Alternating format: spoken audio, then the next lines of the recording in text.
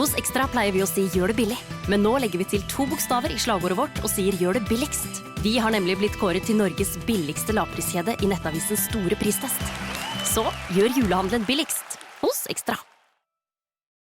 I helga spiller Michael Monroe på Rock the Boat. I den anledning skal vi høre igjen et Jernverket-intervju fra 2016. Jeg heter Helle Stenkløv og gir deg den finske legenden Michael Monroe.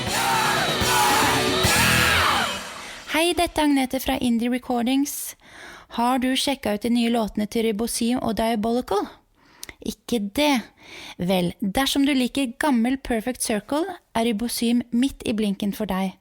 Om du er mer i det fandenivoldske hjørnet, og foretrekker ting i gata av Behemoth og Enslaved, bør du sjekke ut svenskene Diabolical. Begge låtene er på Spotify, og platene kan du bestille på shop.indierecordings.no. Jernverket-lyttere får 20% avslag når man bruker promokoden Jernverket. So long, suckers! Hello, this is Michael Monroe, and you're listening to Jernverket. Keep on rocking, dig it, baby. All right, stay cool. Born ut var in England, That's right, English is good. So now I'm here with Michael Monroe. I guess you want to call... This is he. Yeah. Mr. Michael Monroe in the house. Check it out. At Olsen på Bryn in Oslo. Olsen på Bryn, yeah, that's the place. Olsen på Bryn, yes. You ready? Yes. Okay. Ready. So ready. We'll just start at the beginning. That's always a good place to start. Yeah. Could you just tell me how it all started with you becoming a musician, into a band? You play a lot of instruments. And you get a spare couple of days? Oh no, really, I'm trying to keep it short. Instruments. Well, I was from a musical family. My grandfather was a cello player, professional musician, classical musician. His father was a oboe player, also classical. Actually, was friends with Sibelius. John Sibelius was his acquaintance. They were pen pals, and he had actually an oboe that used to belong to Sibelius, and he was he had taken theory lessons from the master himself. Anyway, so that's my mother is very musical, and she plays the piano from the notes and stuff, but she's not a professional musician. She worked at the radio in Finland, as my father did. My father was a radio announcer, and well, I got into, as kids, they had like children's days where we got to do some speaking there in between shows and stuff. Me and my two older brothers. I was about 7 or something. That's my first brush with the show business. But really, I heard classical music when I was 5. My mother made me take piano lessons. There was a guy in a building we lived who gave some piano lessons, and I always played better without the notes. And I said, can I just play it by ear from hearing it? And one day I asked that the teacher. Said, yeah, go ahead, and it was perfect. So I said, yeah, it's a pain in the ass reading the notes. I'd rather just because I could. I'd be pretty good hearing, not absolute hearing though, but still, I saw a rock and roll. Well, I heard some, maybe saw some Stones or Beatles or something somewhere on TV or heard them on the radio. But then I saw Black Sabbath on TV, 1970, live in Paris, 1970. That's when I thought, wow, what a sound and what a cool thing they had. And the singer totally nuts, long hair, going nuts on stage. I thought I could do that. So it's actually Ozzy Osbourne who started me off from the beginning. But then I discovered Alice Cooper, the Love It to Death album. My father used to just buy us the records, and probably went to the record store and asked what do kids listen to in those days, So we had Led Zeppelin 2. That was the first rock album in the family, and Black Sabbath, I saw them on TV. I was like, wow, that was a cool band. And then I bought their records as my monthly allowances. I always used to save them so I could buy the next Black Sabbath album. But then Alice Cooper, Love It to Death. My father bought that from my brother, and so that band was like the coolest band in my opinion. Such a cool image, and Alice was so great. I mean, such a cool voice and style. And he was the guy who the parents wouldn't want their kids to go and see an Alice Cooper show because he was like a threat to society and dangerous and all that, So I liked that, and that's when I saw Little Richard always be my hero. He was the first one to, what a hero, really. He was a pioneer, and he was wearing makeup. 50s being gay, wearing makeup and totally wild and uninhibited and uncontrollable. That was like the system didn't want him to be the hero for the kids. And that's why he's a hero, because he stuck through that, stuck to his guns and did his thing and didn't give a shit. They tried to shove Pat Boone down people's throats, and he was just like fucking... These songs was singing is still so much stronger that the kids wanted the original thing, the real thing. He is still the best rock singer of all time, I think, in my opinion. So rock and roll, I got into more. Deep Purple Fireball was the first album I actually owned myself. There was Matti Hupel, the Faces. First rock show I saw was Slade in Helsinki in '72, I think it was. It was loud as hell, and the acoustics were horrible in that place, but... And I was like, me and my brothers, we were deaf when we came back home. My mama said, "Oh, didn't you have fun? You looked like all wiped out." And I said, "Oh, yeah, it was great." But then I saw the Sweet, and then the Susie Quattro at the time. But, those were the bands that were happening then. And I just got into rock and roll. I went to, Alice Cooper, Little Richard, all that. And then the Rolling Stones, I got into... That was when I decided that I'm going to have a band with two guitarists, when I saw the Stones with Brian Jones and... the double guitar thing, it's nice. I mean, the way, like, Keith and Ronnie, the way they're weaving, playing, I just love when that happens. AC/DC, the first album, High Voltage, I was like, rock and roll singer, it's a long way to the top, you want to rock and roll. I mean, those lyrics, that was like real. Bon Scott, there's a hero, too. One of the greatest singers of all time. He had his attitude and his sense of humor, the twinkle in his eye. Amazing guy. It's just a shame that all those great ones go so young. But mind you, I loved Geordie, the band that Brian Johnson had before. In 1973, Geordie, Hope You Like It. That album is still one of my favorite albums of all time. And the singing on that record is the best, in my opinion, the best Brian Johnson's ever done. So, anyways, and the punk thing came. There was Johnny Thunders and the Heartbreakers were one of my favorite bands, even more than the Dolls. I think we were into them. But the Dolls, of course, were great. Punk bands, The Damned, the Pistols. I got into the Ramones, and some of the favorite bands my favorite bands. I like all kinds of music. Punk band called The Undisputed Truth. But we discovered, me and Andy, in a second-hand store, we found this record with this 5 black people floating in space with black and white afros and silver suits, platform boots, and painted their faces silver with all this, it's really kind of makeup. The album was called The Undisputed Truth, the name of the band, and Higher Than High. And it was the coolest. We bought it because of the cover. It's like, this got to be something special. And it was so good. That's the best funk, you can find. And Norman Whitfield had produced it. He produced the Temptations, Psychedelic Era, and all that. But, music, reggae, I loved Peter Tosh and Dennis Brown and Bob Marley, and into some obscure stuff. I mean, I liked Patti Smith, the female singers. Marianne Faithfull's Broken English is one of my favorite albums. Also, Little Feat, the Sailing Shoes album, that's my favorite. One of the greatest albums as an entirety.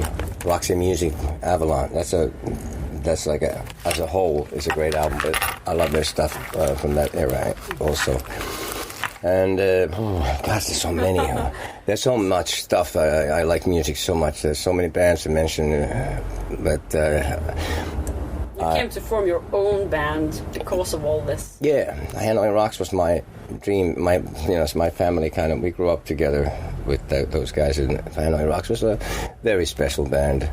We had a special vibe, and really, our attitude and style was something that's nobody's really come close to that kind of thing since then. Even though there's a lot of attempts that, I've heard it said that a bunch of bands tried to kind of take what we had and do something with it, but I think most of them missed the point. I'm talking about the LA scene and hair metal bands that I get blamed for. And you notice the emphasis on the word blamed. I think if they were trying to copy Hanoi, or trying to do what Hanoi was doing, I think most of them missed the point. But then again, there was a lot of good stuff that came out of that time also. Like Guns N' Roses had the right attitude. They were heavily a lot influenced by Hanoi in a big way, but they had their own thing, and they just took the right aspects of Hanoi. the attitude and the punkiness, and they had their own thing, their own style. The music was a bit heavier, more like Aerosmithy heavy, and they had a rougher kind of image. They were a bit like, wasn't as, Hanoi had a really fine tune sort of style. Everybody was a real strong individual. There was no like studs and leather and, something, or a uniform you could put on. It's like, just wanted to encourage people to be individuals, be themselves. Most people will look best with a crew cut and t-shirt and jeans. My style would not fit most people. It's great. I'm a freak. So sometimes when I look at people's time, at that time they're like, even if you were a 300-pound truck driver, you had to like blonde hair, those teased up and eyeliner. It's like, oh well. I just started teasing up my hair because I wanted to be a little wavier because it was boring and straight. And I started bleaching it because this is the color I used to be when I was, before I was 10 years old. Actually, 8, 9, my hair used to be this color. But then I don't tease my hair. I haven't done that for years, so I'll just spray it a little and make it like that. But at the time, back in the days when I didn't cut it, sometimes it became really big, like Johnny Thunders in the first New York Dolls album cover. But maybe that, was big hair, but I never meant to have that. The best hair was Neil Smith, the drummer of Alice Cooper band. He had hair down to here, and it was perfect. But I used to dye my hair. I used to have black on the bottom, almost down to my waist, and blonde on top, and all that kind of stuff. But yeah, Hanoi Rocks had a very special thing about it, and there was a family vibe, and we were young, and we grew up together. And when the drummer got killed in that horrible accident, and it was just we weren't strong enough to keep it all together. We just went to bits. My dream was shattered. Sammy Jaffa left the band also, so not only did we lose our drummer, we had no bass player. Me and Andy and Nasty weren't connecting strong enough to keep it going. So I wanted to just maintain the image, the integrity. That's what it's all about to me, and I wanted to maintain that reputation the band had for being, not compromising and not taking the easy way out to make it big.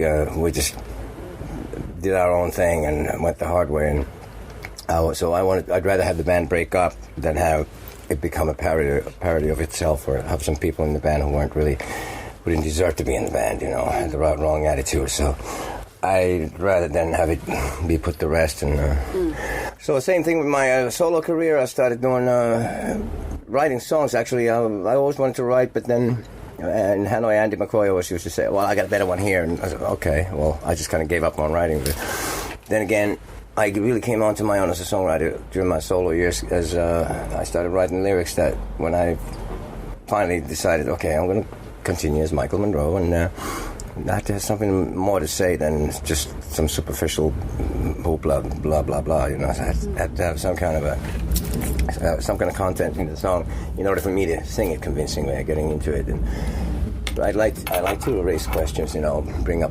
some points that may be valid. Maybe people will think about some things, because, oh, wait a minute, I never thought of that before. Without being too political or anything, I've got no answers or advice for people. It's like in life, for life in general. But I have some good points, I think, edifying things to say in little lyrics. And that makes me feel like, okay, I have a reason to be up there. I have something to offer, So you're kind of now you can be a dictator over your own material, but when in Hanoi Rocks you had to compromise more between all the guys? No, actually, I wouldn't. First of all, dictator is not the right word to use, but I don't really dictate that much. I do actually give up everybody in my band, my current band, and in this solo thing, I give everyone a lot of space. I'm a band-oriented kind of guy, so it's kind of ironic that this band is called Michael Monroe, but it's really a band situation. It's a democracy, and there's everybody writes. I encourage everyone to write.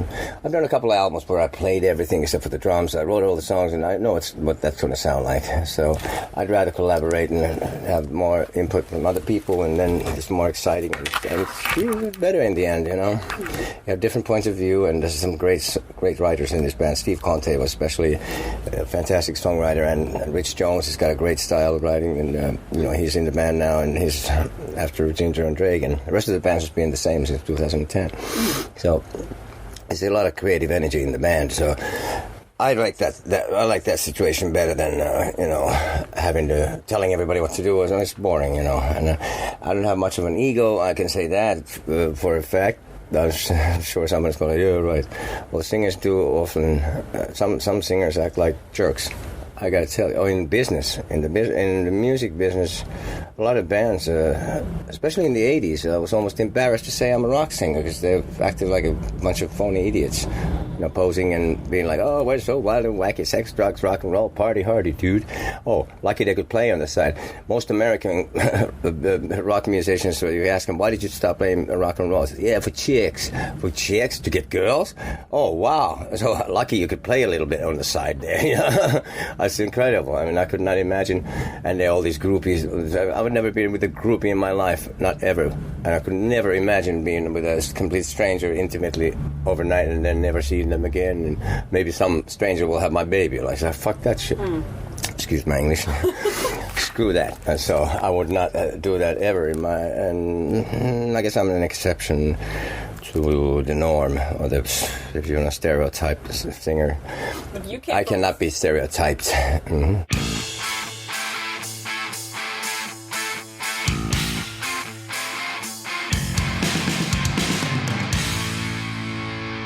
But you came from Finland too, so that was probably quite a contrast to all the American bands. Yeah. What's it called? The attitude? The attitude, yeah. Yeah. People are brought up in a different way over there, but I'm glad I'm from Finland because Så hyggelig at dere inviterte til juleverksted. Ja, hyggelig at dere vil komme. Pepperkake og musikk og sne. Det så spinnvilt. Spinnvilt? Du sier spinnvilt veldig mye om dagen, pappa. Jeg gjør kanskje det. Jeg må plukke det opp et sted. Ja, nå det spinnville førjulsuker hos Ekstra, og du får 6-pakk 1,5 liter med Pepsi Max til kun 79 kroner pluss pant, og 40% medlemsrabatt på alle ferske grønnsaker. Gjør julehandelen billig hos Ekstra.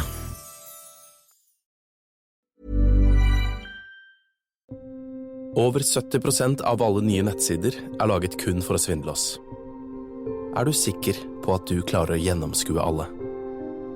For sikkerhetens skyld har vi inkludert viktige sikkerhetstjenester i våre mobilabonnement, slik at du blant annet kan surfe sikrere. Bli tryggere med mobilabonnement fra Telenor. Se telenor.no.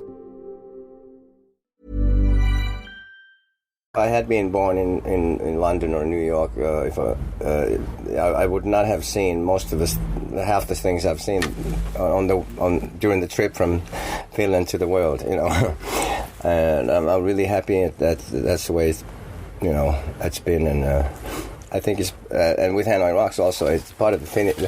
It has something to do with the Finnish nature of like kind of like being stubborn and sticking to your guns, and it's in the heart, and there's a lot of heart there, even though they may not show it often. But Hanoi was actually good for the Finnish people in general, because when we started, people were really narrow-minded and intolerant in Finland to any difference.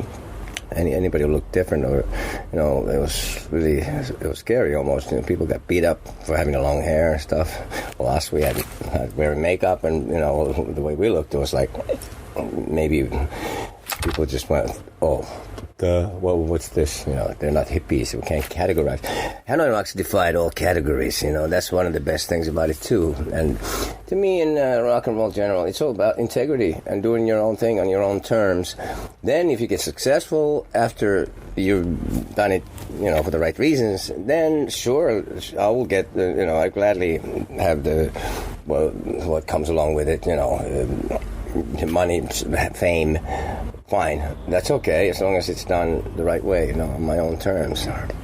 But I wouldn't go for that at any price to get famous, and I wouldn't be happy if I'd sold out. And even if I made millions and I was a billionaire or whatever, I would be miserable still if I hadn't done it the right way. If I'd taken the easy way out and tried to cheat, in the process. And that's also probably part of being Finnish. I think so.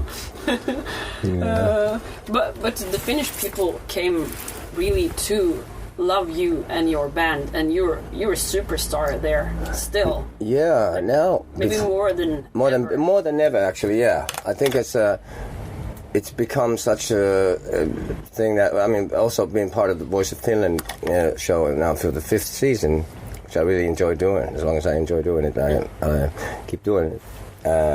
And it keeps me in touch with young, today's music and young kids. And with that show, actually, we do help people, singers, and the coaching continues after the cameras are off, after the show.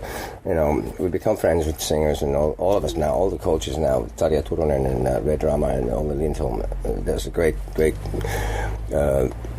vibe between us and chemistry, and also the musical scale is vast, what we cover from all different styles that we have, So it's a good, it's actually a show that does help singers, and nobody gets dissed or anything.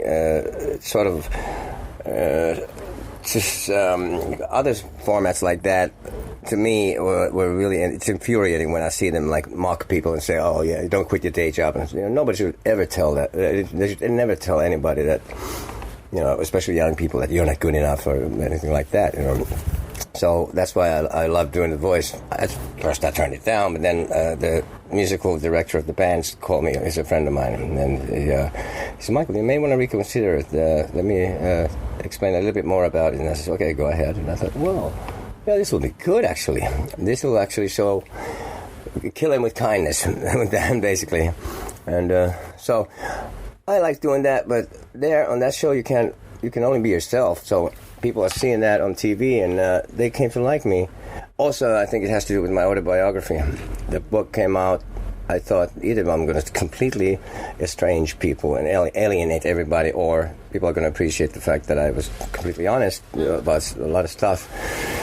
And the question was, how am I going to tell about all these crazy things I've done in the past without influencing some of my fans? That I don't want any of my fans to do something stupid because I've done it, So I was very careful about how there's no glorifying this, getting messed up or anything like that. And I never wanted to get messed up when I experimented on things. It was like soul searching and learning. And as long as I went through that period and got over it and moved on, left it behind, then it was okay. So I'm still here to listen to you. Tell me about it. But you had a small comeback with Hanoi too. When you buried it clean 2009? 2009, yeah. It was buried alive, but it was buried. See, that was not a reunion; it was a rebirth, and it was when me and Andy got kind of reacquainted in Finland after he'd moved there before me, and when I moved back to Finland from Manhattan in 95, 96, a couple of years after I'd moved in there, I ran into Andy, and we kind of got to know each other in a different way. Well, my late wife had just passed away, and Andy had an accident falling off a third-story balcony, and he was like, the doctor said he'll never walk, and I mean, it was a miracle he survived, that he lives. Right? Now he's walking, So we kind of, it was based on this kind of tragic events, but we got to know each other in a new way, and he had learned to respect my contribution, my songwriting talents as well. So it was interesting to me to see what we could accomplish. We thought, call it Monroe McCoy, whatever, and then we thought, wait a minute, Hanoi Rocks is the coolest name that there is. And I thought about it very long and very hard. I thought about it, and should we use the name?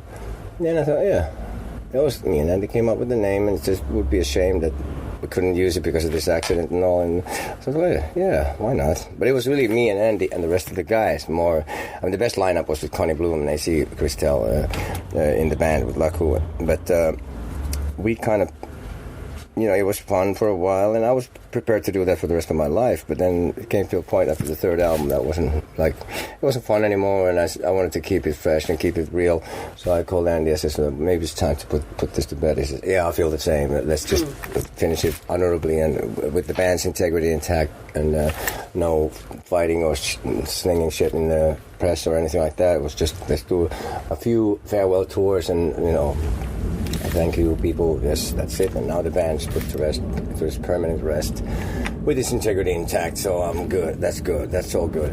I'm relieved that it ended up good. And me and Sammy ran into each other in 2009 in Finland, and he was there playing with the New York Dolls, and he said, "Oh, yeah, I'd like to work with you again." I was like, "Wow, okay." Well, I was going to restart my solo career, but this is like great news. I said, "Wow, there's like almost half the band there." My blood brother, my best friend, Sammy, who throughout the years has always been there, best buddy and the greatest bass player you can imagine, can ever hope for. So we started putting this band together, and here we are, 5 years later, stronger than ever. I'm looking forward to see the show tonight. Same I haven't here. seen you before, so... You have never seen me? No. Okay. So I'm really, really looking forward to it. Okay, yeah, thank you. It'll be good, I guess. I mean, there's not much you can do there with that stage, but yeah, every show will be special, yeah. I'm glad. So. Great. Do we have time still? I don't know. Well, the guy... not really much, but... if we wind down, I mean, was that the main question? I mean, that was... I just let you talk because I think it's more important that you talk than I that was the story in a nutshell, my career, basically. So. You told me the whole career in 20 minutes. That's right, right? And do you have any really good stories you could share with the listeners, like a crazy one or a funny one or a good one? I can leave that to other bands. As someone like some of those hair metal bands, they'll tell you all about that crazy stuff. I would never do anything stupid like smash up a hotel room or stuff like that, because you have to pay for it anyways. But funny stuff do happen when you're on tour. All kinds of funny stuff happen, but we gotta, Is that the next interview? Okay, cool. Okay, then we're winding down. Last one. Then, so funny stuff. But then we have to choose the songs, the 10 songs. All right. Yes. Important. Yeah. Give me a minute on that. Funny stuff. I can't think of anything right now. There's a book about Hanoi Rocks that I'm just reading. It's going to be in English. It's going to be out in that book that came out in Finnish in 2009. It's going to be out in the world in English. I should read the Finnish version too. Well, read my autobiography. To fix my Finnish language. Yeah, read my autobiography, the updated version. Yeah. I'll give you the 10 songs. Hang on, let's... And then I'll make you do a jingle for the show. And okay, first song. Photo. Okay, first song is a jingle and photo. Okay. Where's the person? Are you comfortable there? Good. You can hang on for a couple of more minutes. Thank you. Please, thanks. A band called the Virgin Marys. The Virgin Marys. Are you writing this down? Yeah. Or you can just... The Virgin Marys, a song called Bang, Bang, Bang. Yep. Then what else? You probably won't find this. Steve Bader. People know AC/DC so much. Let's see. There's the Brian Johnson stuff. Is it Geordie? Yeah, it is. Keep on rocking.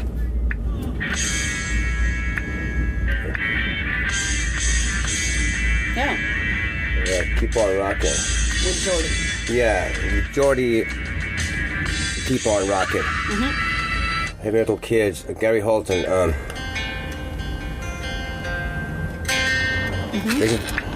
Listen to him sing. That's him. Oh, It's so different. Yeah, he's singing like that. He's actually singing. Hang on, she's no angle. Yeah, the heavy metal kids, Delirious. Yep. Yeah, ZZ Top. This song, Rhythmine. Rhythmine. Yeah, Yep. right. That's the title track of this song. All right. Then we have 10 songs. Good. And Oh, wait a minute, Warrior Soul. We have to put a Warrior Soul. Hang on, it's at Love Punk. Punk and Belligerent. Yeah. Du har hørt et intervju med Michael Monroe som ble litt ivrig der på slutten, laget for Jernverket i 2016. Spillelista ligger på jernverket.com. Neste vekka får du høre en livepodcast med St. Karloff og Molten Gold. Den spilles inn på Rocken Oslo I kveld den 25. januar, så hvis du I nærheten det bare å komme innom klokka 18.30. Det blir konsert med begge bandene etterpå, og om ikke så kommer opptaket ut neste fredag. Og du, jeg må minne om at du får kjøpt alskens plater I nettbutikken til Indie Recordings, Jernverket sin sponsor. Alle Jernverket-lytterne får 20% rabatt på sitt første kjøp, hvis du oppgir rabattkoden Jernverket når du handler. Og kikk gjerne innom Jernverket Recommends hvis du ikke vet hva du vil ha. Abonner på Jernverket podcast via podcast-app eller gå inn på jernverket.com. Du på iTunes, så må du gjerne legge igjen 5 stjerner I anmeldelse. Det gjelder på Facebook også. Og hvis du tilfeldigvis har et produkt å selge, så kan du ta kontakt. Kanskje du kan annonsere eller sponse via Jernverket. Følg med på Instagram og Facebook, der skjer det mye konkurranser blant annet. Jeg heter Helle Stenkløv og gir deg et nytt eller gammelt hardrockintervju hver fredag. Vi høres! Hos Ekstra pleier vi å si gjør det billig, men nå legger vi til 2 bokstaver I slagordet vårt og sier gjør det billigst. Vi har nemlig blitt kåret til Norges billigste lavpriskjede I nettavisens store pristest. Så gjør julehandelen billigst hos Ekstra.